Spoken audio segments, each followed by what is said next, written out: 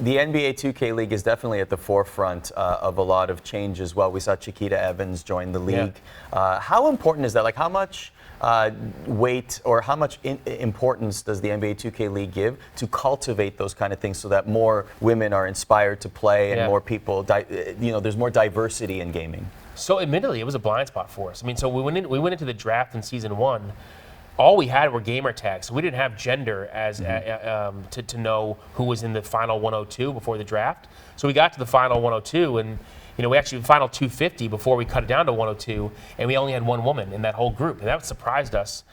So we decided to actually do more research, and so we did a bunch of things. We actually had focus groups. We did research of like women who played 2K, and actually what we found was that oftentimes that when they were playing competitive 5-on-5 in the game with men, when they identified themselves through their headset as a woman, they stopped getting past the ball as much. And so, like, it was a real issue that the top elite women players were dealing with. And so we were like, okay, well, this is obviously not okay. And so we wanted to figure out what could we do to make an adjustment. So we did a couple of things. One is we started to really invest time and effort into finding out who were the best women players in the 2K community. We started to bring them to the forefront, had them connected to our league.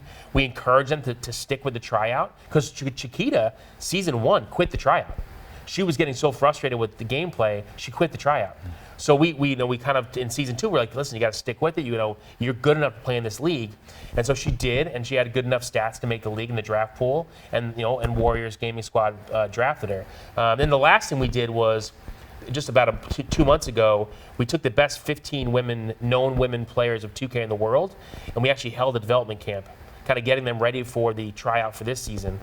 We had GMs, we had players, we had coaches, all kind of interact with them, and we had WNBA players come in, we had top esports women come in, and so we just wanted to continue to invest in them and make them realize, like, listen, this is a place for you.